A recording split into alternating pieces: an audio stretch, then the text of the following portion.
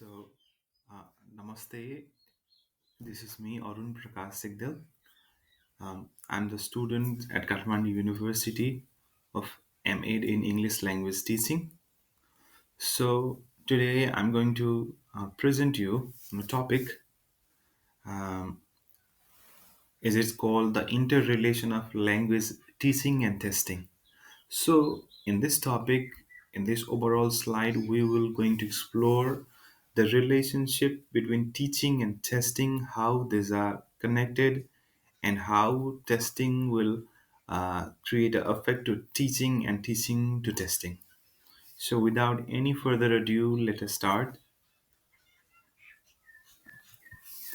So, teaching and testing both are interconnected, I believe, because while language teaching imparts knowledge, on the other hand, language testing measures its acquisition. So, together they form a complementary cycle driving educational goals. So, there are key principles. First, let us look principle number one. Uh, the objective drive assessment is there. So, what are teaching goals? And how does the foundation is lay its foundation there is curriculum, there is proper syllabus is defined before teacher go to the class or before he or she takes one textbook. There is and especially when it comes to English language teaching, there is grammar, vocabulary, skills. Also there is communicative competence plus so test design. So, how does the testing system needs to be? It must reflect teaching objectives. Also, it needs to evaluate real language use. Also, rather just focus on rote memorization, it should be creative.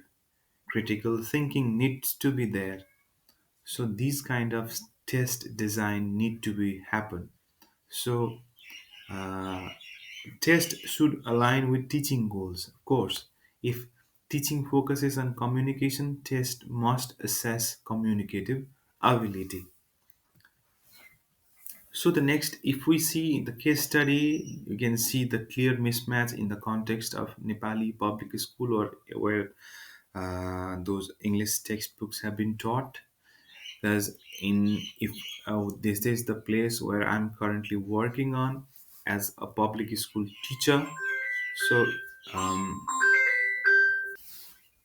so exam focus is there. Besides, instead of focusing on students' learning ability, most of the time the test used to test normally focus on textbook content only. So in a way we can see that there is a kind of superficial learning, as Ranjit 2023 mentioned. So this mismatch is still there. So the next key principle we can see is um, the testing provides feedback.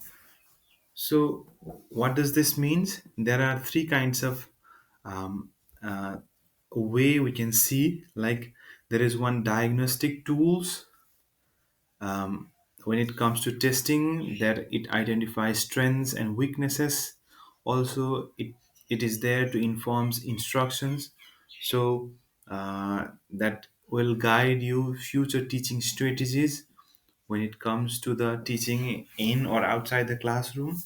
Also there is a targeted improvement. So this is the topic where syllabus or the testing systems is made according to the learner's need.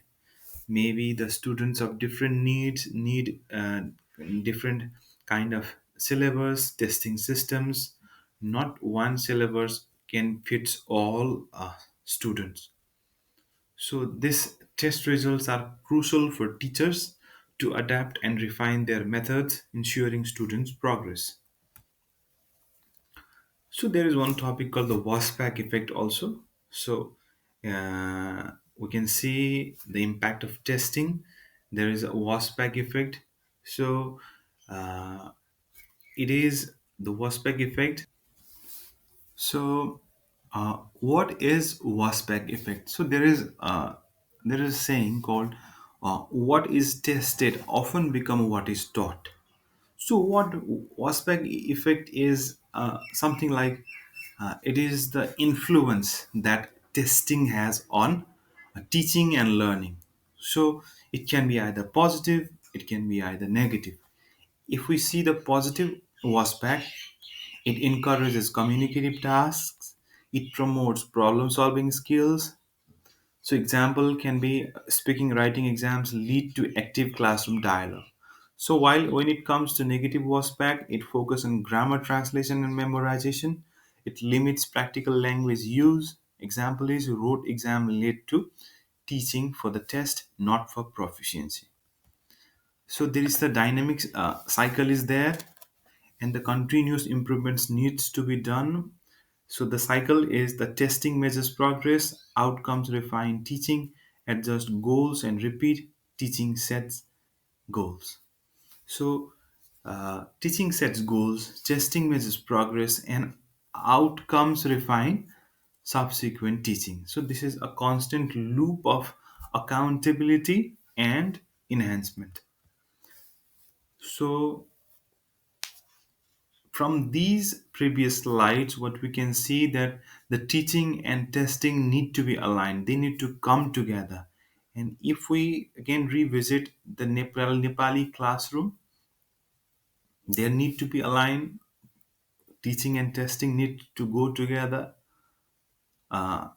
Otherwise again testing may get upper hand, or sometimes teaching may get upper hand. And if that happens, then the main disadvantage will be for the student. So if the alignment is done, of course the exam result will improve. It will boost overall communicative competence. The holistic language growth will also be there. So the key takeaways are testing and teachings are reciprocals and dynamic. They are mutually influential. It both promotes effective learnings. If we have balanced integration, so misalignment risk is there, but we need to minimize. We need to overcome those risks. And when we balance, it promote effective language learning. But when we misalign, that they may hinder us when it comes to teaching and learning. So, in conclusion, we can say that both teaching and testing, the interrelation is very crucial. So, for success, the integration is needed, the alignment is needed.